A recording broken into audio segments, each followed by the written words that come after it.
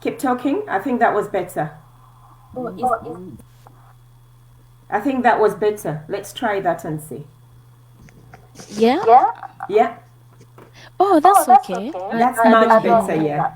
So you Yeah. were talking about the point when they realize that it's more serious than you actually thought. Yeah, I think I was personally struggling at home, and I could see that that was affecting my son as well. He was 5, he was 6, I think, at the time, and it was really affecting me. And I'd lost my sense of humor, and I remember walking into the school, and I say to them, and they asked me, "Josephine, are you okay?" And that was the first time I said, "Do you know what?" I burst into tears. I was like, "I'm not okay. I can't cope." They said, "What's the matter? What's going on?" Of course, they knew I had a mole problem, and I couldn't stabilize properly, and I was using crutches for that time. And oh God, I didn't this. It's all right. Take your time.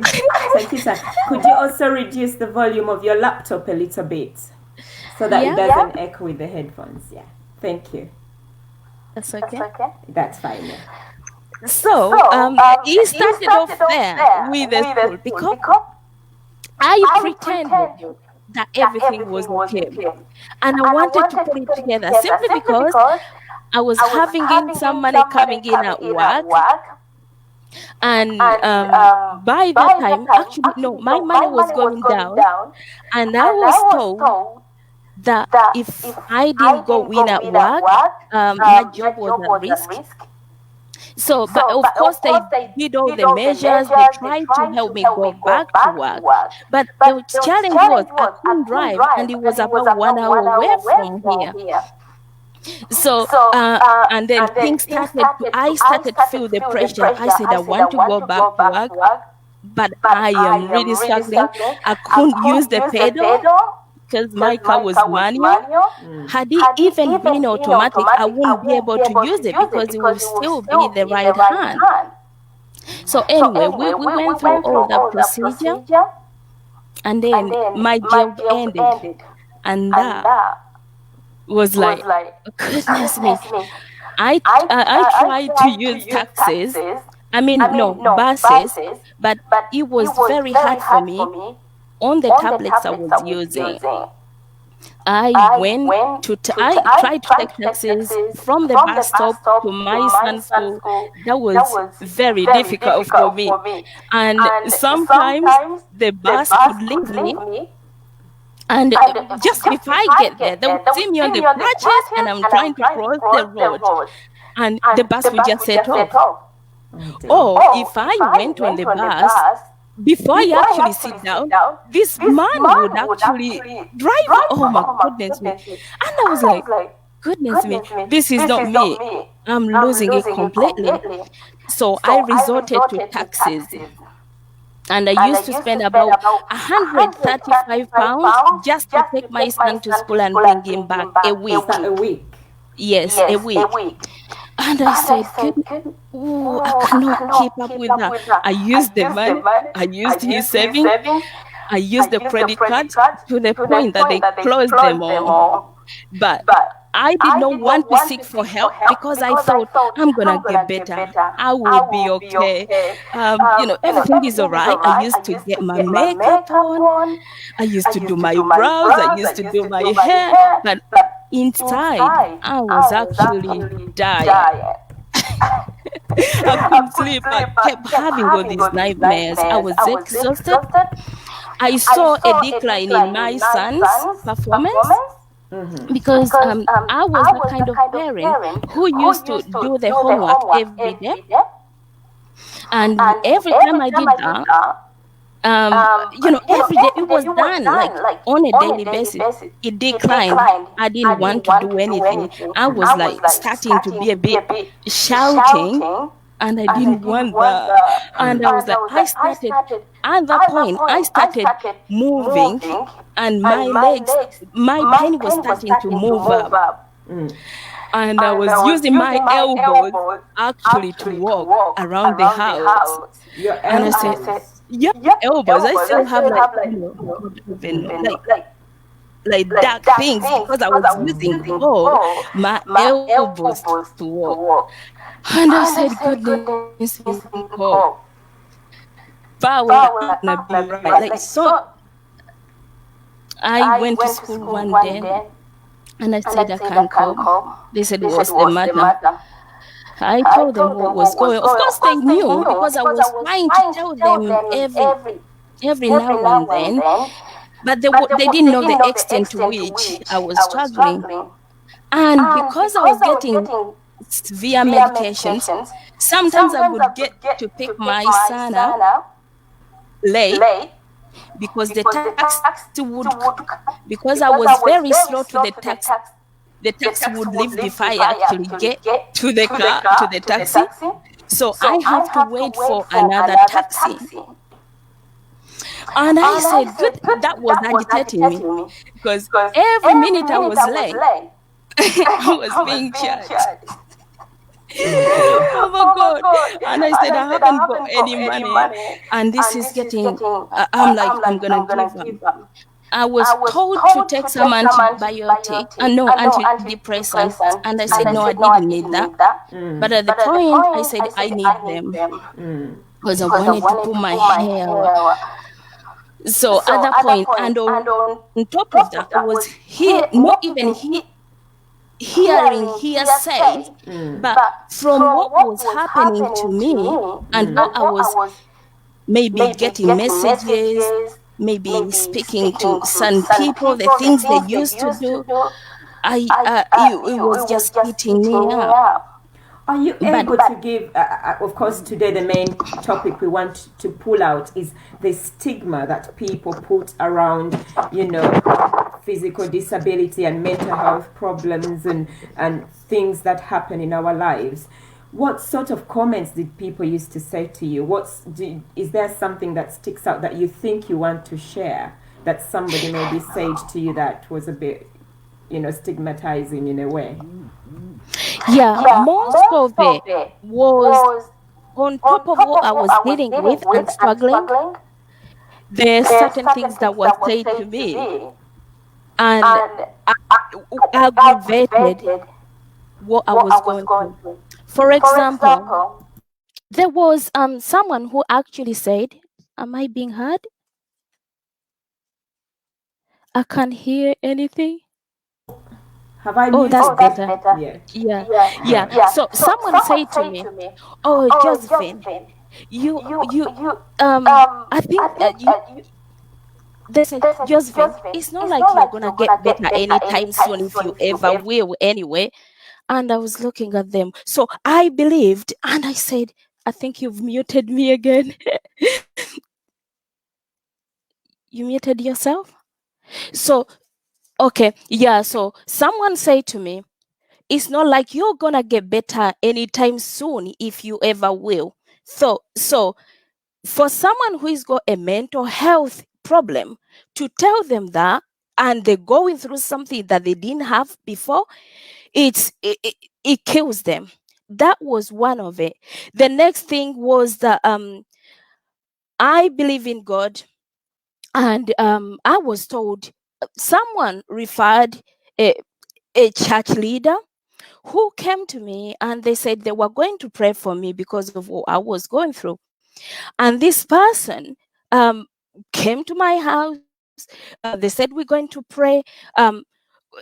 Well, we did a bit of praying, but he didn't let me open the Bible.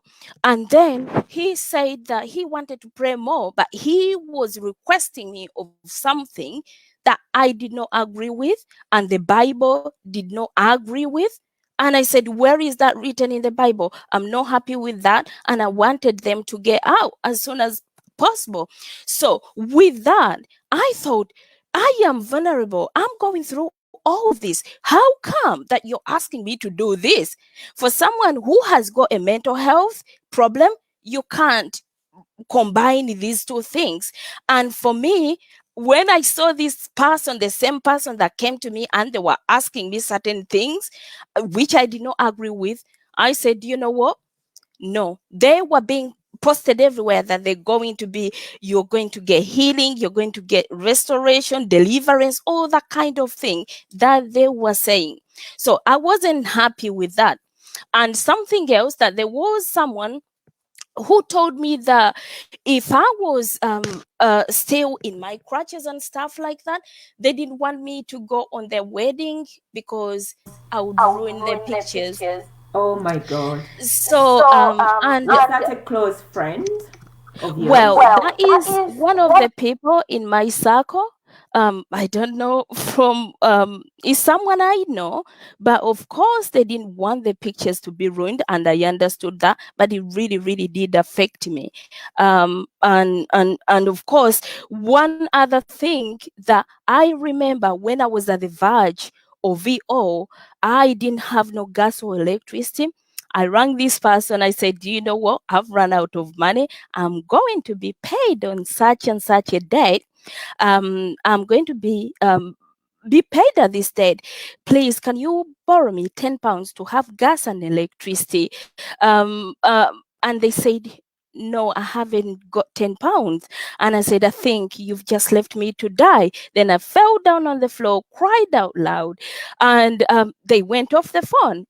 And that was the beginning of all my mental breakdowns. So the following day, what they did was to ring me up on anonymous number, and they said, "Oh, you still alive yet?" So, so basically, it was just um all of that for someone who is actually trying to fight so hard to put things together, and then you're like, you are not going to be believed because you tried to kill yourself. You are you're very psychotic. No one is going to believe you. You just want someone to be there and believe in you and tell you everything is going to be okay.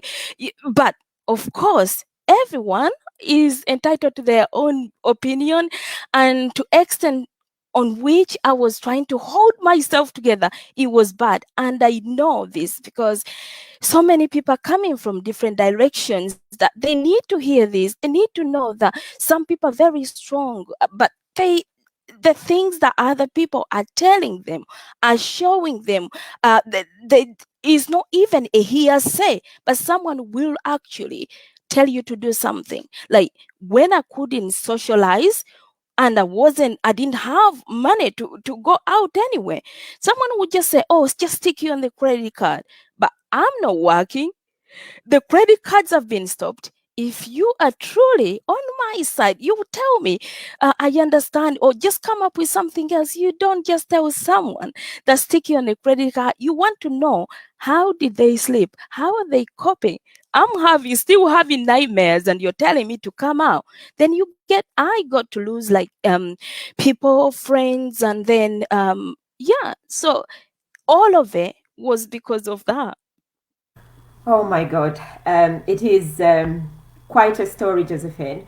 I know that you're a mother, and I'm really proud of you because, given everything that you're going through, you still have your son with you. How did you go through? Because I know social care is a process. A lot of assessments have to be done, given the change in your circumstances, and a lot of people are even scared to get help because they think their children are going to be taken away straight away because of the change in circumstances. What sort of things did you go through to convince social care that you're a fit mother? Because in my career, I have to go to court to convince the judge that actually, despite my client having mental health problems, they are a fit mother. Because having mental health problems does not mean you're a bad mother. What did you go through, and could you share that? Yeah, so that is quite a straight one and a length one. And if anyone is scared, I was scared as well. And they brought me through so much because I know I've had different scares, but not because I'm a bad mother. They'll ask you, you have to repeat yourself from what you have been through. You constantly have to repeat yourself. You have to fill this form. If you're not well here and you're being asked to fill a form without someone who there to support you, it's bad. Then I had to make sure that although I know they were stringing things along around the reasons that you tried to kill yourself. You are not a fit mother. But actually, there were reasons why I was trying to do that. Oh, I did it. It's not that it was because, like, especially if someone told me, oh, no one will believe you, you are psychotic. So that was playing in my head. Then I'm hearing it from someone else, like social services. You're like, goodness me, they're saying it again. So I was quite a capable parent. I'd never ever suffered from anything like this. I made sure that I write things down, I record things down. What have we written? I made sure that things are put into writing, and I was very consistent. Although I was suffering and struggling, I never wanted my son, like, to be taken away because he was a happy boy. Only that the mom was struggling, and I know this because people speak to me about what they're going through, but they're actually scared. This is where I got the motivation, and I'm like, Josephine, you've gone through this. You know what works. You know what didn't work. When you get people to work together under one umbrella to bring them the GP, the occupational therapy, the social worker, the school, the pain management, you have to bring people under one umbrella. But of course, with that, if you're not strong, that is what was killing me. I could not get people to communicate. And every time I went to A would refer me to B. When I got to B, I'll be referred to C. So, and on top of the medication I was taking, I felt that I was being bullied. If you know what I mean, I felt like, goodness me, I can't repeat myself. That was bringing me more down. But I had to make sure, I had to put a stop and say, this is not working for me. Yes, I'm struggling. Yes, I went through all of this. I used to do this and this. There was nothing behind me that I wasn't a capable parent. Why am I being a capable parent? What can you do to help me and support me now that you know what I'm going through? Of course, it all has to take stages. You have to go through stages, depending how many times, because there will be people who want to break you down, who want to bring you down, who will maybe ring and say you're a bad parent, and they will talk certain things. But as long as you're honest and truthful and saying the truth, and you genuinely need help, then you can just go. It's all about knowing, reading about certain things, and then backing your story up, knowing that this is what I want, this is why I want it, this is where I'm struggling, this is where you could help, and I am struggling. Maybe they could get someone else who could help you with this. So basically, those are some of the stages that I had to go through, and I'm like, I'm not a bad parent because of these reasons. And what I'm asking, had it been that I could do all these things that I can, I would let you know. I wouldn't be bothering you. Wow. So, ladies and gentlemen listening to us, Josephine has been very clear. She used to write things down. She was very clear in terms of what she wanted and how she wanted to support her child. A lot of us, a lot of people that I work with in the diaspora as well, and in my job, when you've got signs of depression, people are very tearful, people are very low, and sometimes it's very difficult for them to pull themselves together to make clear what they want to make clear. But I think the message from Josephine's lived experience to all practitioners out there, people working in services, we do not work together. This lady was in pain and she was being referred back and forth to different people, but these people were not communicating to each other. So it felt as if everyone was just passing the ball. Pain is a difficult thing to assess, and we will never know to what level somebody's feeling that pain. And a lot of pain clinics, you get there and you're given pain relief all the time, and the assessments are quite difficult to do, and I know that, and it's exactly what Josephine has gone through as well. But I think she's given us some tips on being articulate and being able to tell people what you want, because the more you drum into people's minds what you want, the more you tell them what you want, they will work with you at some point in time. But if you keep quiet and remain behind the curtain, they will leave you behind the curtain. And I think this has helped Josephine to stand up for herself and do things. Josephine, my other question would be, again, along stigma. I know you've done such a stable journey and you've walked this journey. Are there points in life where you had to access mental health services? Because my other issue about mental health in the diaspora, and even in Uganda, anywhere in Africa, anywhere in the world, people stigmatize services and they do not want to reach out to services. But people also stigmatize us, the practitioners. Some people are so scared to reach out to me because they say, she's Ugandan, she might be telling people about me. And they forget that there's the confidentiality part. So did you access services? Who was there to pick you up when you fell? This journey that you've done from 2017, who was there to get you through it? So, yes, I accessed mental health because it got to a point whereby I just couldn't do it myself. I needed help. The person that picked me up was my son, because he's my big why. He knew exactly how I slept, how I didn't sleep. He actually resuscitated me like twice, and he didn't know. I was like, he used to write things on my hands. Like sometimes I could forget things, but because I think he would ask me. Oh, I think he would ask me sometimes, and then I can't remember because I used to have seizures or panic attacks and stuff like that, and then I would just lose it. But he was there, and that was, yeah, and he was there. So because I couldn't remember, like when I'm just coming back, I couldn't remember exactly what was going on. He would write things in my hand so that he would say, look into your hand, what is this, what is that? So I had to like get him a counselor as well, someone to hear him, because he was seeing exactly what was going through, on top of witnessing the injury that I had in the supermarket. He was at home with me going through when I'm crying, and I couldn't stop crying when I'm going through this, and saving me as well. He learned the techniques that when mommy does this, when he does this, he will remind me, do all those kind of things. So my son was my big why, and I could not see myself see him through that, because he's my big why.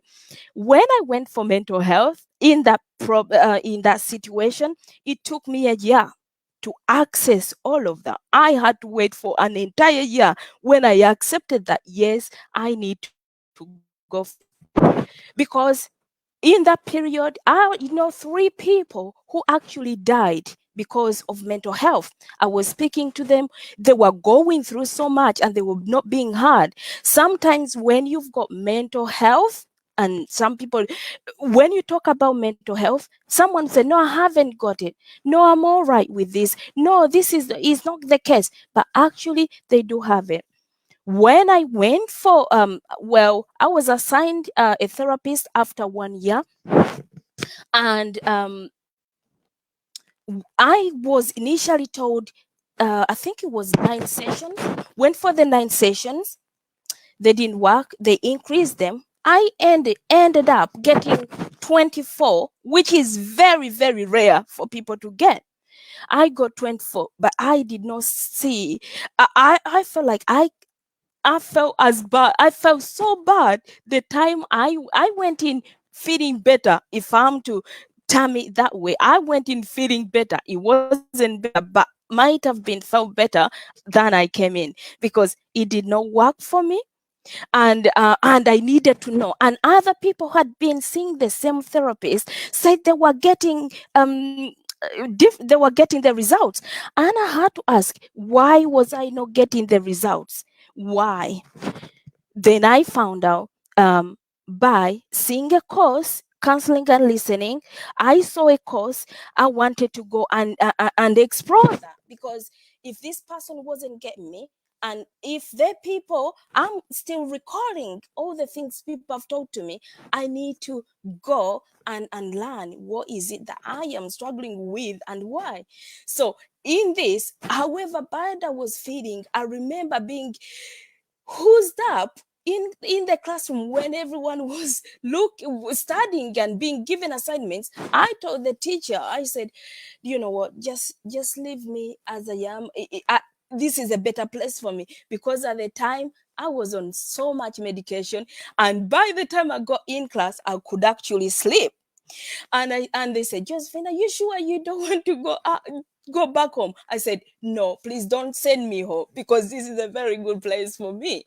But it helped me by going through the entire course and knowing what actually was aggravating my pain, why was it aggravating it, and to get rid, like having that self-care from the things that were told to me. They were just being told. They weren't true, but they were being told, and my mind intuitively mastered them, and I kept talking to myself that, yeah, it's this, but it wasn't true, and I was able to heal.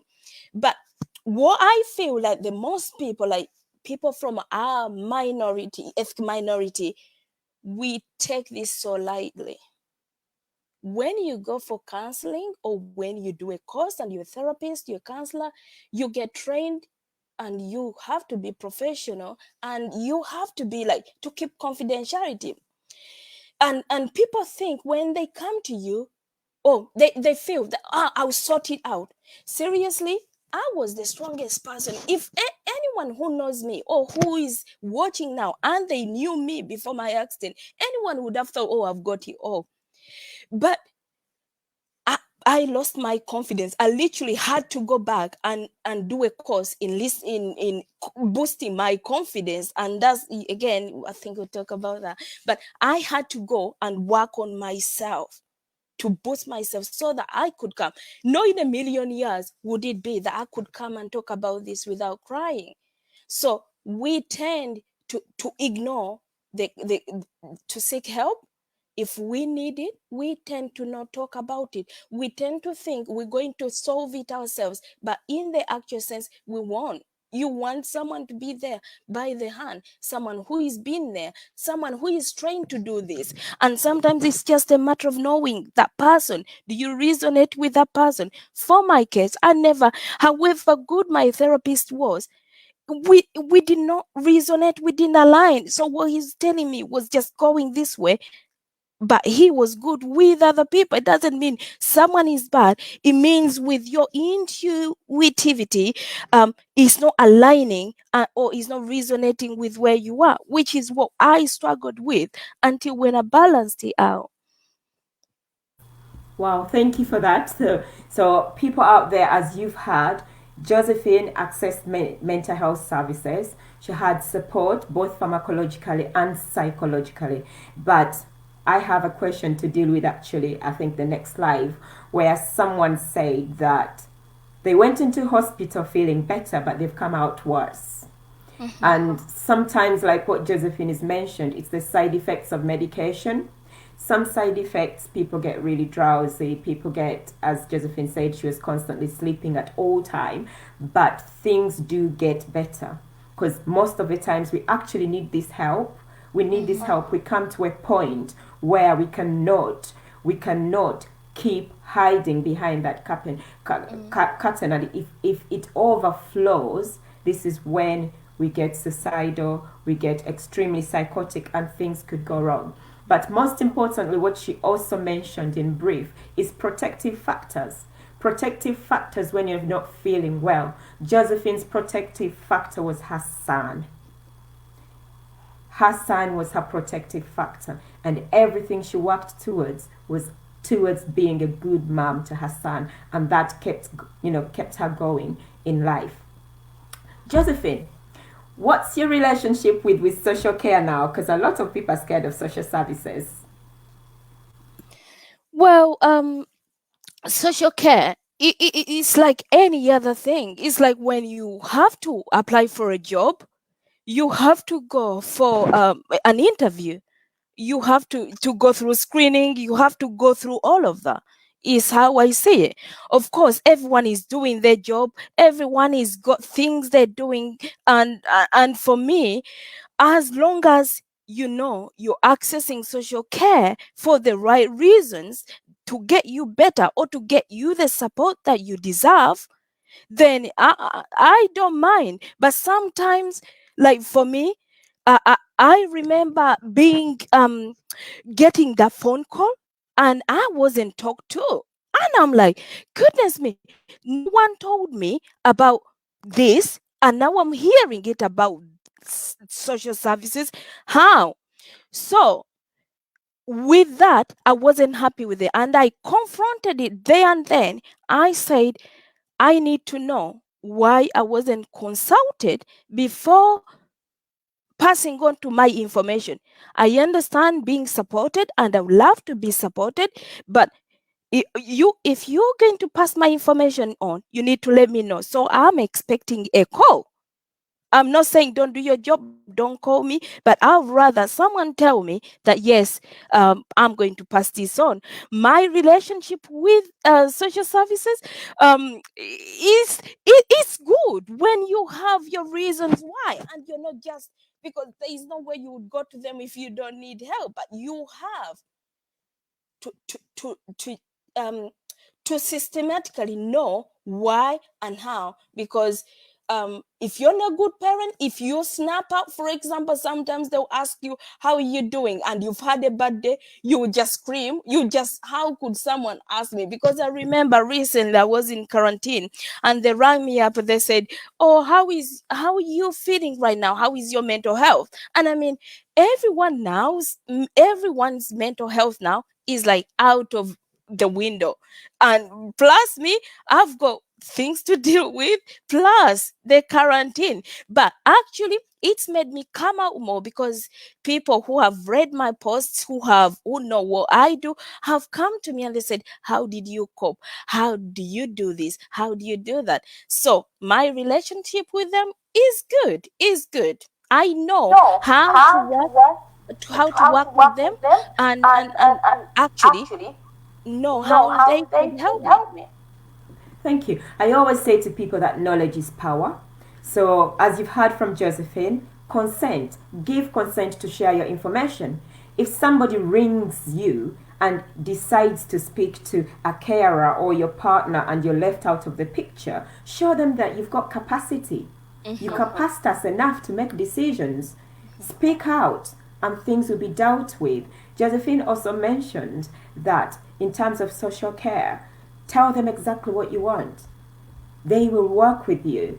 So we need to stop fearing social services and seek support when we need it, because in the long run, when we don't, then we lose out.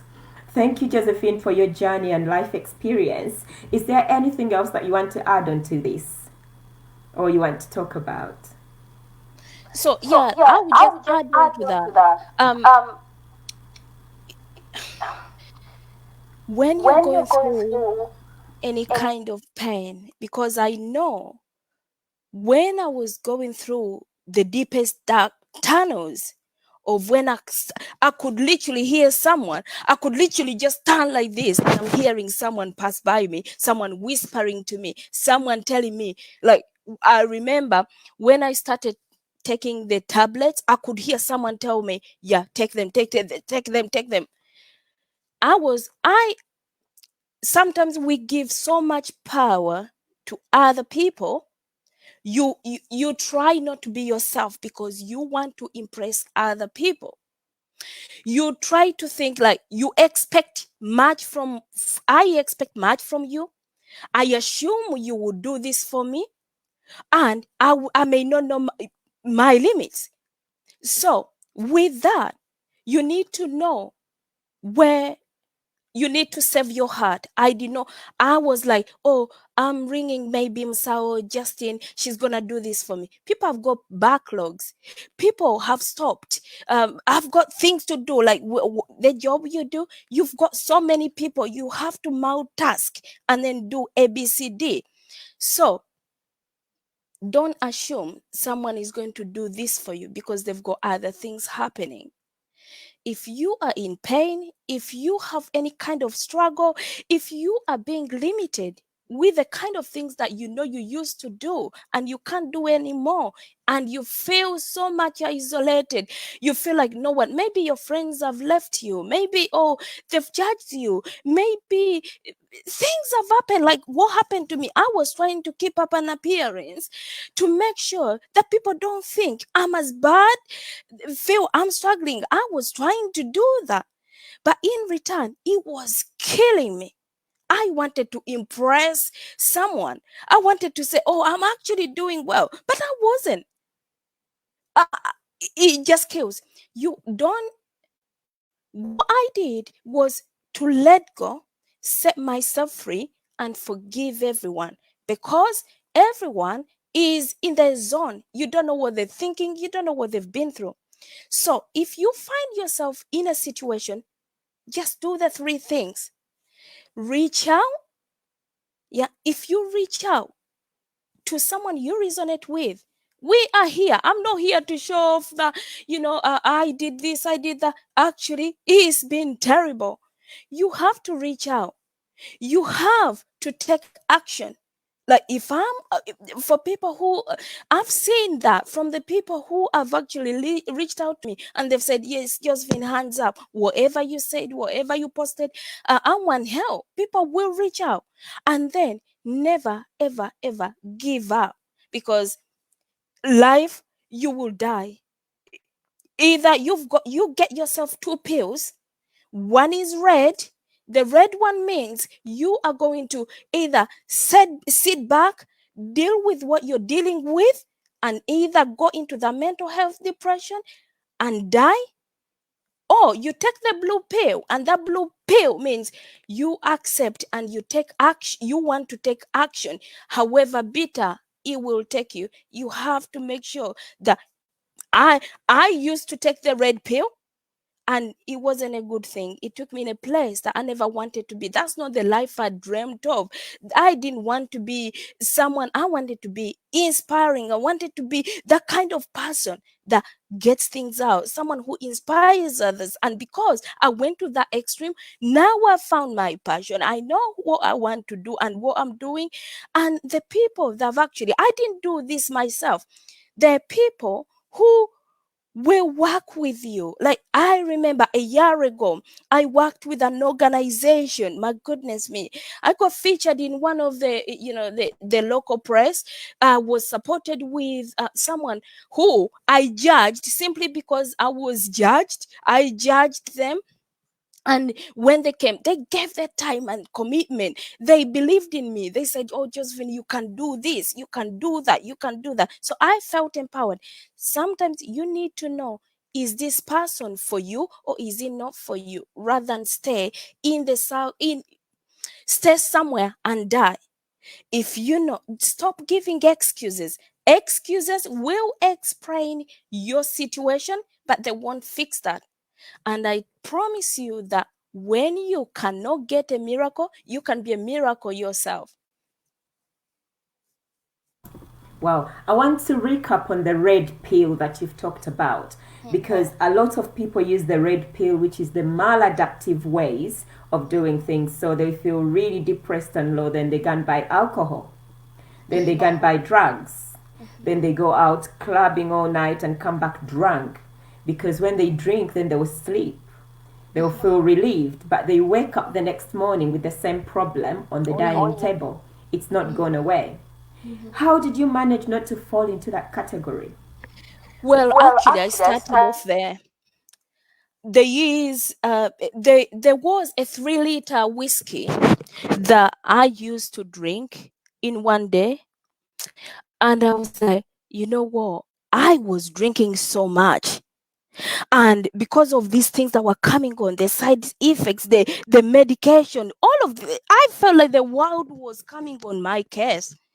So I was drinking. You would easily do that. Why? All of a sudden, I told my friends, the people that I could talk to, I said to them, I'm not drinking anymore. They said, what? I used to drink. I'm not drinking anymore because certain things were happening.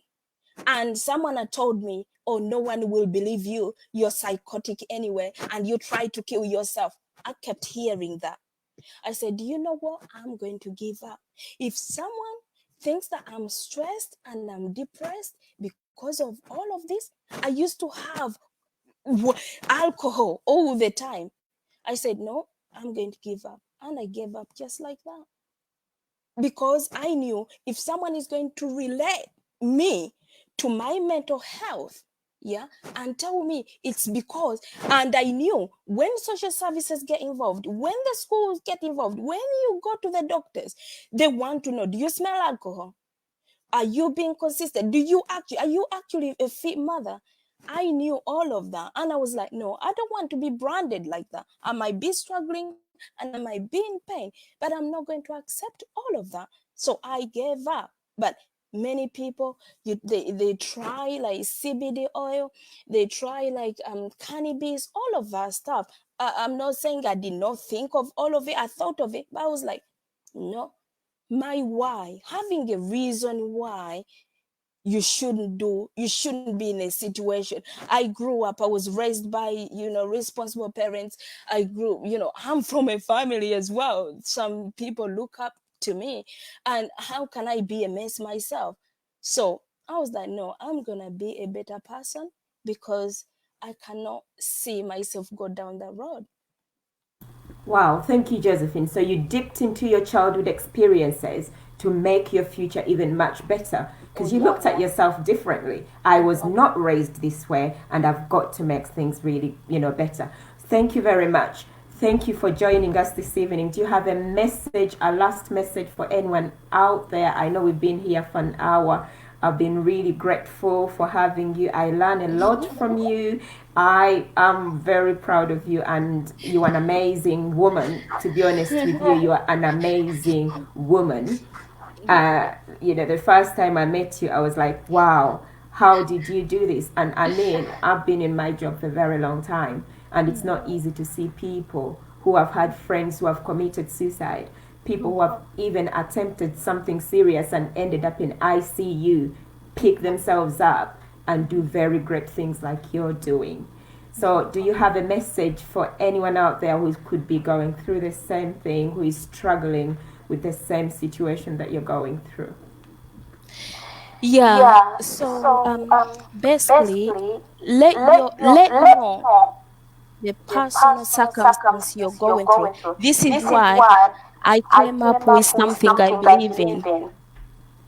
I said, everyone has to be given the opportunity to express themselves. You might think that I'm not good, I'm not this. Maybe you're saying Michelle Obama, Oprah Winfrey, everyone up there, and you can't reach them. But you're actually struggling because sometimes you need someone you resonate with. You might not just reach out to people. Just know that if you want to be a better person, it does not take time, but actually it takes courage. You might feel like you're embarrassed. You might feel that I'm not gonna say this. I've got a family where I come from. This is the first time actually they hear me talk about this. I never ever thought that I would actually break down, but I did break down and I accept. But from breaking down and coming back up, it's made me understand and realize that my vision is much more stronger than my fears. And what doesn't kill me or what doesn't kill you makes you stronger. So basically, reach out. take action and never ever give up. I mean, who would have known? I think many people who are seeing me now, and those people who have actually hold me by the hand, they don't want to be talked about simply because they don't think they're good or they've been good, but they've been a good peer. And I appreciate them in a way that possibly can, because if it wasn't for them, I wouldn't. And you cannot do anything alone. You need someone. You need therapists. You need someone you can do that with. You might think you're going to do with it, and you won't. So, yes, that's and if you feel that what I'm saying is resonating with you, if you have got something that you want to share, there is Musawo here, there is me here. I've got free community group where we all meet up. It's get inspired to be hard for parents and parents to be. We freely in there, we open up, we talk about anything, we share anything. If you've been sad, if you've been happy, we share about anything. We develop and boost our confidence and do all these things together. If you got ideas, you get helped, so that you have to unclutter and clear all the things out. I may not be able to mobilize properly, because I know now I've been made stronger because I'm helping people that actually want to get better, that actually are struggling. They realize that they're struggling and they want to get better. They want to have someone. Some people just want a friend, and maybe your friends are just, left you in the loop, and you just want to find that just friend to help get better. Wow, thank you, Josephine. I don't know if you can touch on this question. Somebody's left a question. I don't know if you can see it on your screen. Yeah. It says, any psychological effect on the children and family members? I know you mentioned that your son had to get some psychological interventions to support him to deal and understand what was happening with mommy. I know you're not very keen on talking about the impact on the family, because your family in Uganda was very much affected by what happened, and you struggled to discuss that. I don't know if you want us to leave that question, or you want to say anything about it. So with that one, of course, if you're going through, like I know, if you are having any, if you're feeling uncomfortable, if you are not happy, or if you're in pain, whether you tell your children or not, they will know. They will know when you're well, and they will know when you're not. Whether you tell them or not, of course, there will be a psychological effect. So with me, I didn't want my son, because I know by his age, I remember the things I remember. And for me, I took that action whereby I want my son to see a therapist, because I wanted him to go unload. If there is anything, I wanted him to unload, to unclutter, to just speak his mind, so that he doesn't have things build up. So on family, yes, it affects every family. If you used to work, if you used to be normal, and you're not able to do all of that, like for example me, when I got for example, when I got like the I was getting pain all over, now to the right hand side, and they saw, oh, you are 17 kilos, and 17 kilos on one side and 62 kilos on the other side. We actually had a difference. So I'm actually like that, and they need to bring it all up. So if you used to walk properly, if you used to feel to use shoes, and you're not able to do that, of course it will psychologically affect the people. And for me, again, being open, talking about it, not hiding anything from it, and just be myself, because from letting go and forgiving my past and not blame anyone, I was able to manage myself, focus on me, and forecast where do I want to see myself. So that's how I wanted to I managed it.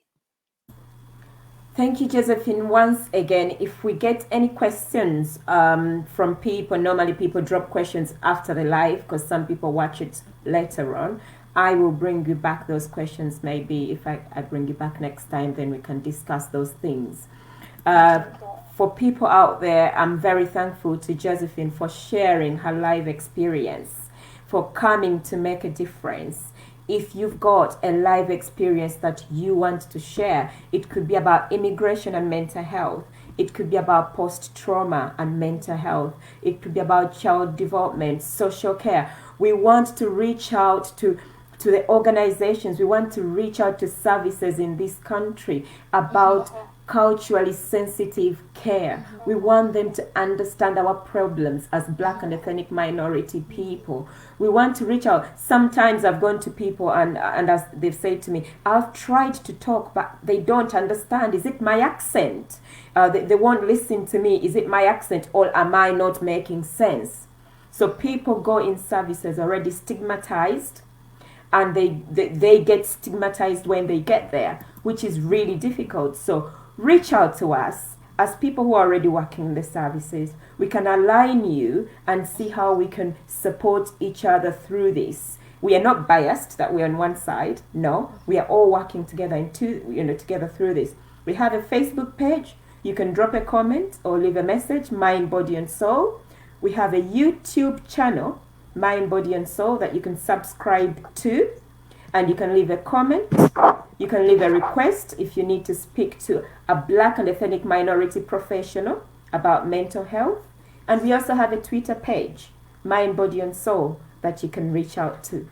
Thanks to our guest, Josephine, for reaching out today. Thank you for your time. Thank you for sharing your life experience. It has been amazing having you here today. And thanks to our live audience who are always very supportive of us and always there when we need to share. Thank you very much. Share our page with people who will benefit from it. Share our page with people that you think need to hear these things, and that will be very helpful. You never know whose difference you make in life when you share this page. Thank you very much. I remain Musawo Justine Nakimuli Kigozi of Mind, Body and Soul. Thank you. Bye, Josephine. Bye-bye. Thank you.